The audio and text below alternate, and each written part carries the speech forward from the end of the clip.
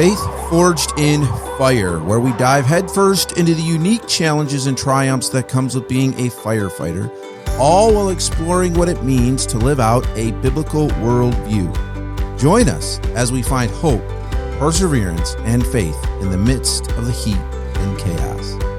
Welcome to the podcast.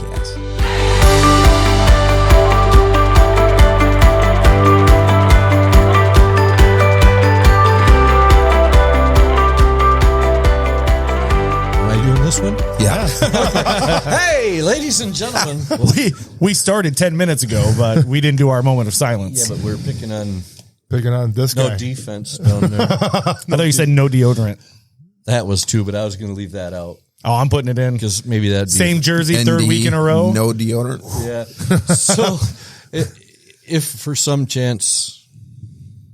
just by accident, you clicked on this. This is the Faith Forged in Fire podcast. If you're a returning customer, I'm sorry. You brought this punishment on yourself. Yeah. You knew what you were getting This into. is your fault. Yeah. That's TJ, do a little bit. Do good on those roads. People are dependent on you, brother. Sorry, dude. That was louder than I thought. Sorry about the background waterfall. Steve, we told you on this road trip, there are no potty breaks. Oh, okay. So tonight we're going to go over a listener idea, I guess is the better way to say it. They hit me up. So what it is I'm going to change names and events to protect the innocent or the guilty, however that is. What do we do? I'm listening. We're waiting on you. So Jake is hoping if he drinks that smart water, it'll help him out tonight. you better get a bigger jug. You joke about my IQ, but in like company. So she works for a larger company, and there's quite a few people there. They all get along pretty well, like we do, kind of deal. But they hired a new girl. The new girl's coming in. Everybody likes her, but it's like, I don't know whether, I wrote down some words. She's like shy, timid. I don't know if introvert's the right word. You'd have to ask Jake because he's the guy that knows how to spell grammar in English. So this girl isn't overly active. She doesn't like to sit down and join the crowd and hang out. She kind of feels like, it appears like she probably feels like an outsider, even though that people are trying to include her. I think you're right. I think introvert is probably a good way to describe it. So she came to the listener, and the listener's like, okay, we've kind of become friends. She's texted me a couple times, called me a couple times, and come to find out that, like we like to say or don't like to say, she's got some shoes in her closet from past. It's not related to work, but it's the past, whether it's family issues or what. That wasn't divulged to me. You're trying to keep it on the down low of what that stuff was. And they asked me, so what do you think? What do I do? She's come to me. I feel kind of responsible for being her friend, staying in touch and stuff. So, it's like, well, keep in touch and just try to keep it open. Try to keep the baseline open, those kind of things. They're opening up to you for a reason. There's a trust issue there, or trust there, those kind of deals. So it'd be good to keep that open. Maybe that'll be the egg that cracks the egg, cracks the shell. So they were wondering what our ideas would be on how to handle that if this was you and this person comes to you kind of in confidence. Nobody else knows that this is going on, and they don't necessarily want everybody else. They don't want to be treated different. Right. Or, they don't want special attention, however you want to word that. They just want to keep it just between the two of them and not anybody else know that there's shoes in their closet. So I said that I would bring it up because, like, Steve was in the sales force and stuff. So whether you met a client that was this way, like you and I, we became pretty close friends. Yeah. I mean, and it was in what 2 sales visits. I know. So And we didn't even talk about products. We just kind of hung out. Really. We talked 15 minutes. I ordered a couple $1,000 worth of turnout gear, and then we talked. Can I just make this observation? Steve just said we came twice, didn't even talk about products. He also doesn't have that job anymore. So maybe we're not getting the whole story. Maybe. No, seriously. That was because he was using his phone for other than work stuff. We had that thing where we talked. When we showed up, I watched. It was an hour and a half or something, or hour and 45 minutes I spent with you, and I think legitimately we talked about business for 10 minutes of that. We just really talked about life and talked about things like your spiritual life, my spiritual life. We talked about life in general. It was like, oh, by the way, really quick, the reason I'm here. And we talked about whatever, and then we were done and we went right back to where we were at, which was great. It was a true story. I remember that. Well, when you said this, Rich, I'm thinking, we're kind of over this month. We've talked, I think almost every podcast we've hit so far, some idea of normalizing in the fire service, being able to talk. It's okay not to be okay. Mm-hmm. So you're bringing this as like somebody who is, they're in the workforce. It's fun, they're volunteers, so they're in the workforce. But this fits perfectly, anyways, because it can happen anywhere. It can happen on a sales call. It can happen at work. It can happen with a fellow firefighter. The question is not.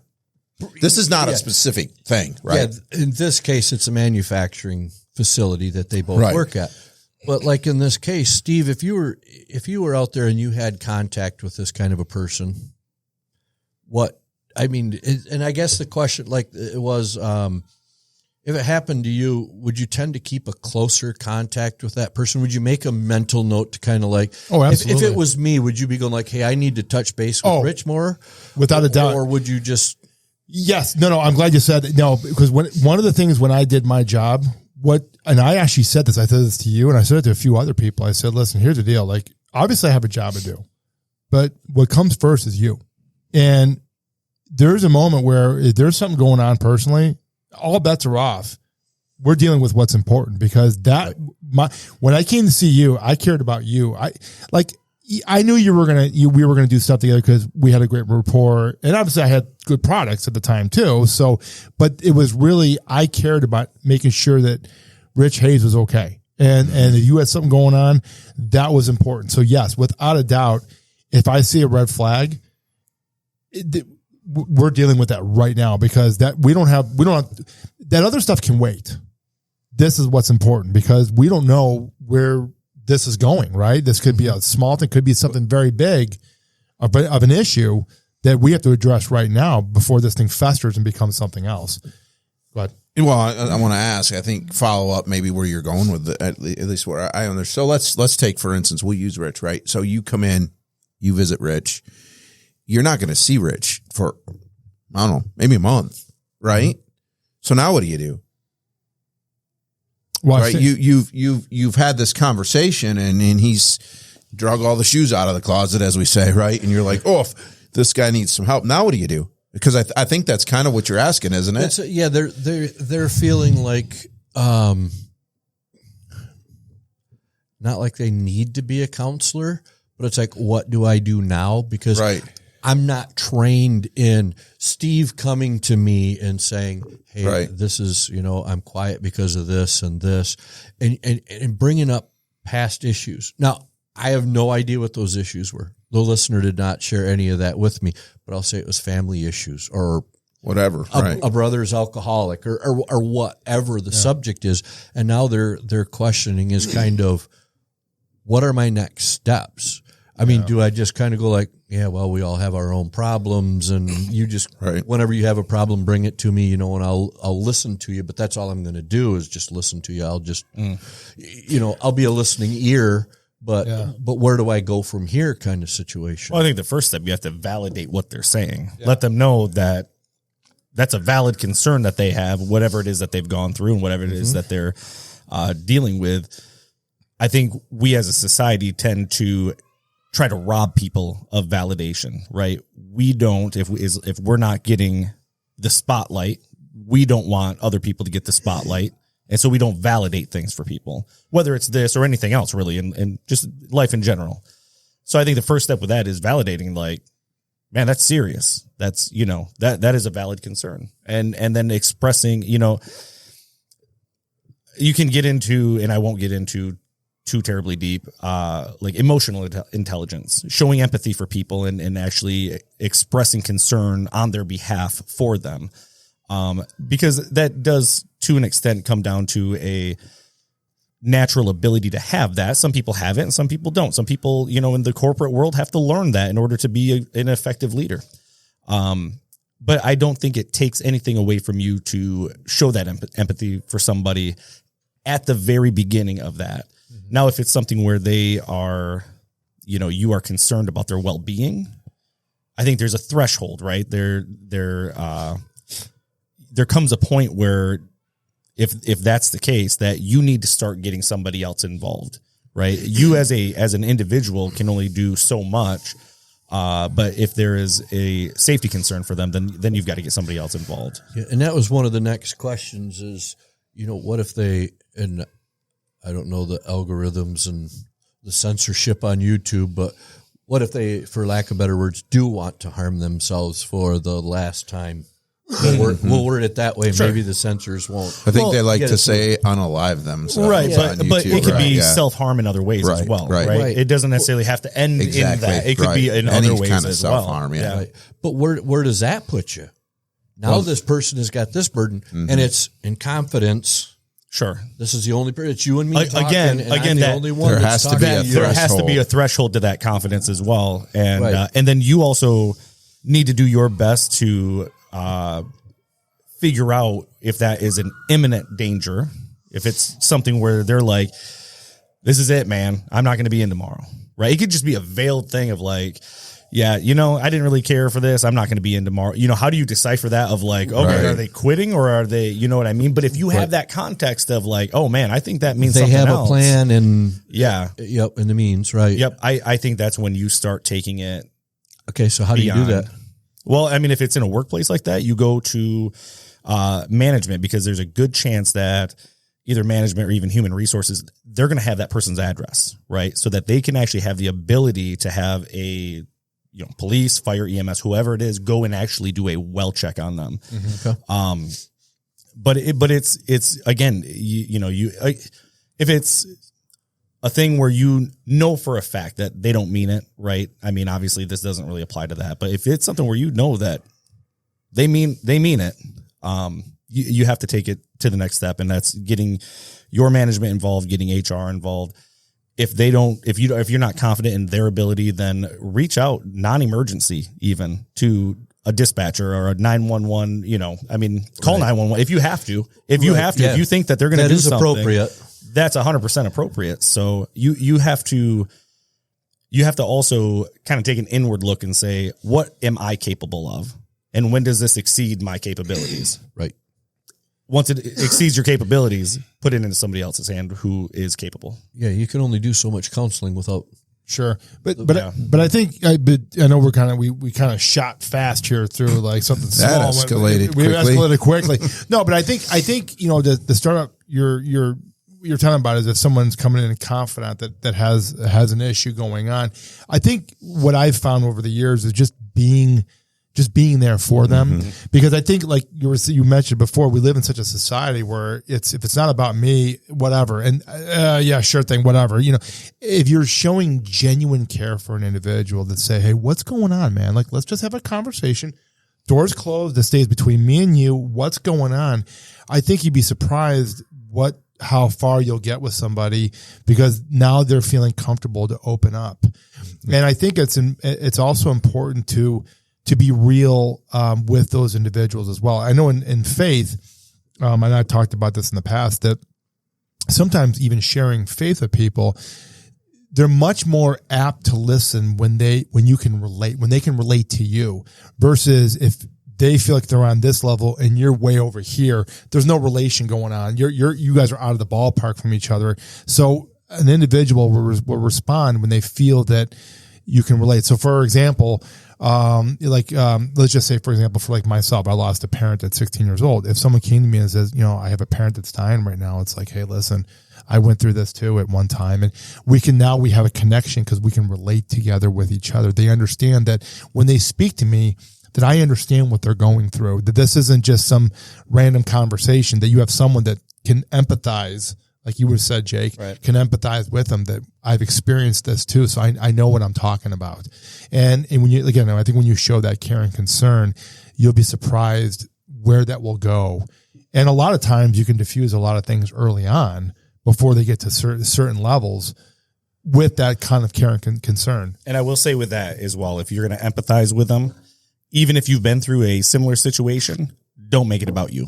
No, absolutely. Right. Don't make it about, right. But I think it's important enough to say it. Right. So people know that, they're going through something right now. Even if you've experienced it, you can touch on that, but don't make it about that. No, of course. You. But when you talk about it, when you're lending something to another person, now they're going, well, obviously you know what you're talking about because you've experienced it. And that's kind of where I was going with that a little bit, where you can have that open dialogue with each other, but just sitting there listening and just empathizing with them and being there and putting an arm around them and say, it's going to be okay. Let's walk this together. And when they know that someone is there for them, I think that you'd be surprised how far you get with a conversation on that and how much healing can happen from that. So then the other question that they had on that was, it was I know what they need. They need to be saved. They need to be, they need the gospel brought to them so they can get down the right path kind of deal. But, and maybe this is a good thing for PJ to answer, but when is the appropriate time? I mean, like, look at you. It took you 9 years to break into my thick skull, but is there a right time, a better time? And how do you go about doing that? I mean, do you wait for them to bring that to you? Like maybe like Steve is saying, this guy goes, I used to go to church. Well, now might be the time to go like, well, why don't you go to church anymore? That's kind of that crack in the door that you can kind of, but if that opportunity never comes up, maybe this person has never been to church. And I mean, all of us would kind of have a decent idea on how to handle that, but that's scary for somebody. Sure. I mean, it's like me, I've been in, how long have I been hanging out with you now? I've got good ideas what to do, but also if I have a question, you're a text message away, and I've done it before. Right.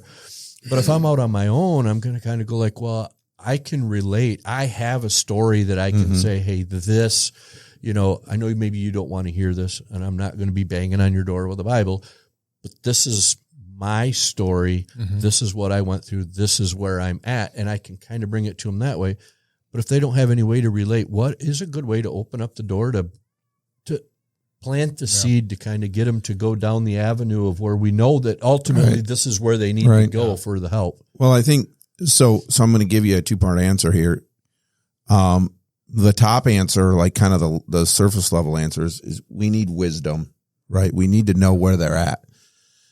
I tried opportunities with you along the way in those first 9 years, but I knew that was not what you wanted. That wasn't what you were ready to hear. And if I pushed it too much, the wall goes up. Your wall goes up and you're gone. Like we might not even be friends anymore, right? Because you just don't want that. So we need some wisdom. But to back that up, so I'm listening to this and I'm thinking several things. One of the things we've talked a lot on this podcast about the importance of building good friendships and relationships to build trust so that people will talk to you. Well, now all of a sudden they might not have built that great a relationship yet, but for whatever reason, this person trusts the other person and you've kind of skipped some steps, right? That's exactly what it sounds like. So now don't take that for granted. But okay, there's already something here. And I would encourage them to lean hard into that relationship, like really work. It's not always going to be easy. It might not be somebody that you're like, oh yeah, we get along really well. And you might have to really work at that relationship, but really work to build a good, genuine relationship with that person. I just think of, Jesus said the first commandment is love God with all your heart. And then the second is what? Love your neighbor as yourself. And you have a neighbor right here that needs love. So love them that way. Paul talks about in 1 Thessalonians, he talks about being desirously affectionate. And these were unsaved, lost people, but he had this burden and this love. Like, we've got to build that. Why did I stick with you for 9 years? We became good. Like, I cared about you, right? It right. bothered me when I would see, I would know you go for a drive or whatever. And about the best I felt like I could do was, hey, if you want somebody to ride along with you, let me know. And you never did. And that bothered, like, man, we got to the point where I wanted, like, cause I genuinely cared about you. And so, that would be my encouragement. Like, it's going to take work. It really is going to take work, because you are now beginning to share your life with somebody else. And I think that's a good point that you make there is, rather than trying to find a time that's appropriate to share the gospel with them, live it in front of them. Yes. Right. Yes. That's what I was doing for 9 years. Right. Exactly. Yeah. Exactly. Yeah. So yeah. And be patient. Be patient. Yeah. And like PJ said, show them that love, show them that, one of the challenges that we face as Christians in this world is the world is so full of just, I don't know how, facades, fakeness, right? Yeah. We live in a virtual world now, right? Everything is online. Everything is through social media. Things can be said without ramification, right? And we've lost this sense of humanity. But so we as Christians take on this burden of people taking us for our genuine self. And so it's being genuine to them so they can, again, it goes back to showing that, so they will know us by our fruits. Yeah. Right. And so they'll know we are Christians by our love. Exactly. Yeah, exactly. And being genuine to them and sharing that life and opening up, because that's going to build that trust that we talked about earlier. Sure. Another thing too that I felt led a long time ago to do that I felt was been a great resource is actually using the gospel in an indirect way. Mm-hmm. So a lot of times what people feel like they want to do is they want to push the Bible on somebody, right?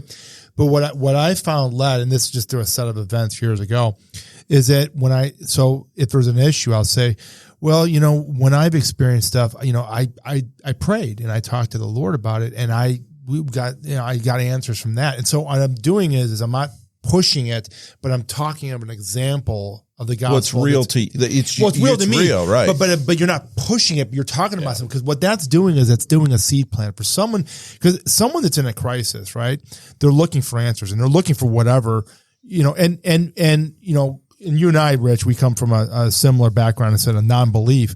I was just having this conversation the other day with one of my neighbors in my neighborhood, and I was saying, understand something with people that don't have faith. They're afraid, right? Because what they're saying to themselves is, what if this Christian's right and I'm wrong? I'm in a bad situation here, but my pride is saying I can't go there yet because I don't want to be wrong.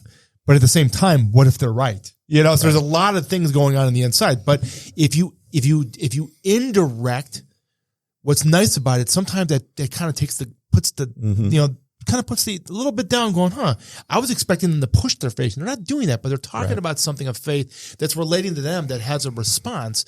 So I'm listening. So that sometimes is a way to be able to share faith without it feeling like it's like you're jamming it down someone's throat. And it's still a seed plant. Yeah. But I think one of the things I think a lot about with this too is, as we're thinking about this, we really need to make sure we're living. Absolutely. We have got to make sure, because our life, they're going to be watching, and our life has to be different. Our life has to show the hope that we have. If we start talking about Christ and our life doesn't look much different than theirs, why do they want that? What hope do they have? Yeah. They're not gonna listen. Well, and let me say this though too. There's an important thing about living our life that I think kind of goes unnoticed, is that we have to realize, in being real with people, is that we're not perfect. Right. But what they see from us is even in our failure, they see repentance in our failures. Right. Because what I would say that is equally as important. That is just as important as showing that love and living out. Yeah. Because, absolutely. Because what I've seen, one of the things that drove me nuts for years is watching Christian people justify their actions.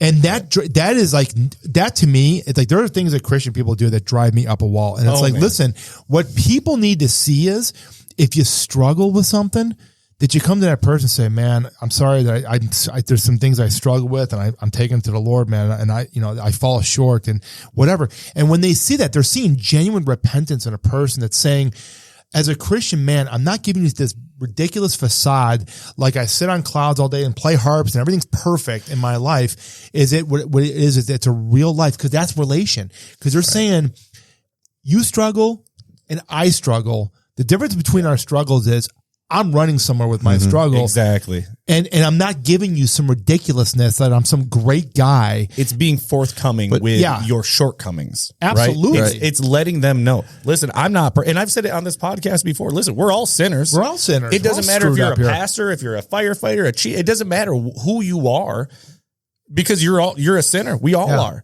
And that's okay for those of us who have that hope, for those of us who have somebody to run that to. Absolutely. That has to be what you lead with, is you're living it in front of them, right? Even if they see you fall, you're saying, listen, I'm not perfect. I mess up too. Yeah. But the difference is I am going to go and I'm going to repent.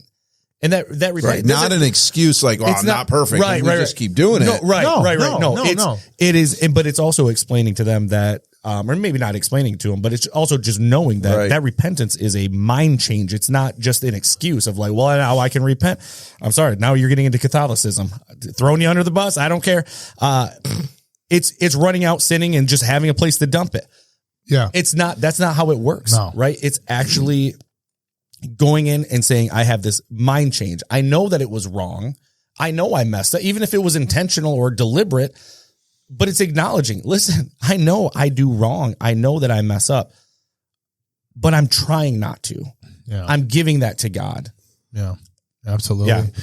That's that is the best testimony. And you'd be surprised with people that are non-believers, how much that means to them when they see that real, because, I think I mentioned this to you guys a long time ago. I heard a thing, and it still resonates with me. And I've met people where I'm like, this rings true. And I hate to say this rings true.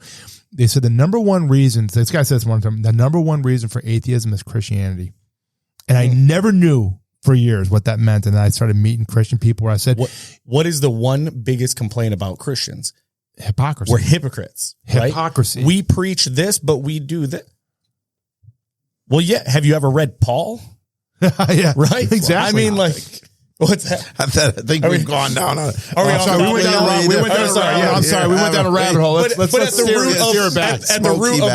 root of the topic, though, at the root of being able to, lend a hand in a situation like this, it comes down to all of that. Yeah, it does. Well, it does, because that's where it's going to come alive. The Bible will come alive for them. So you have an issue, you're there with them, but then if it goes down the road of faith, it's that indirectness, but also being that example where they can look at you and say, I have 10 people I know that claim to be one, but you're different. And I appreciate your difference, because your difference is to them. They're not saying this to you, but they're saying that difference is meaning something to me.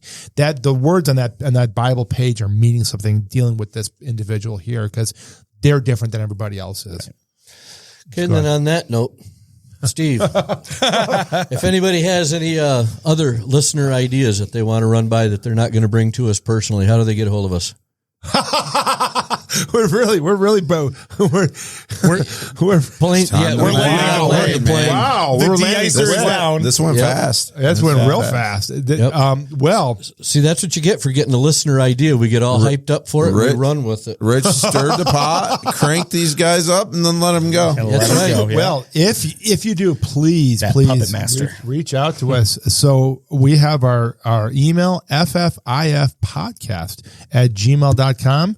And we're going to do something here we haven't done before. We're going to do something. Whoever throws, no, we talked about this, Jake. That's 3 weeks ago, man. I know. We can't do that again. Well, we're going to do that. So we're going to get. Listen, if Steve wants to buy coffee, Hey, I don't care. I will. Hey, listen, I will purchase a bag of coffee for the best show idea. So we're doing this again, like a second time. We have to get the. Well, we'll do it the first time, and we'll see. We'll give it a few weeks. It is the best show idea. I think he's confused at what day it is. That was like 3 weeks ago. We ran this contest. Yep. All right, we did. Well, we did run it, but we'll still have it. You know, who was the winner? That's what I was saying. We'll announce it next week. No, we won't. Oh man! Steve is stuck in a time lapse right now. I know.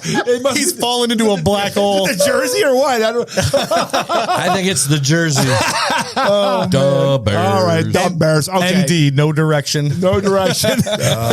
All right. Well, again, you have any show ideas, any prayer requests, anything you need to talk about, ffifpodcast@gmail.com. Oh man. And remember, listen to us. Oh man. Yeah. If you're enjoying this, please tell me you're enjoying this. If you are, let us know. On the line. Exactly. Only the faithful listeners will understand why this was funny. Yeah, exactly. So, And if you're enjoying this, reach out to Steve. He might buy you a bag of coffee. I know. I'm like, honey, up the coffee budget, honey. Up the coffee budget. And Steve, man. where are you going to buy the coffee from? And let Jake do the. Oh, yeah. Oh no! Wait! You always screw it up. He's got it this time. Let's see it. Red. It's Red Flannel Coffee Co. Right?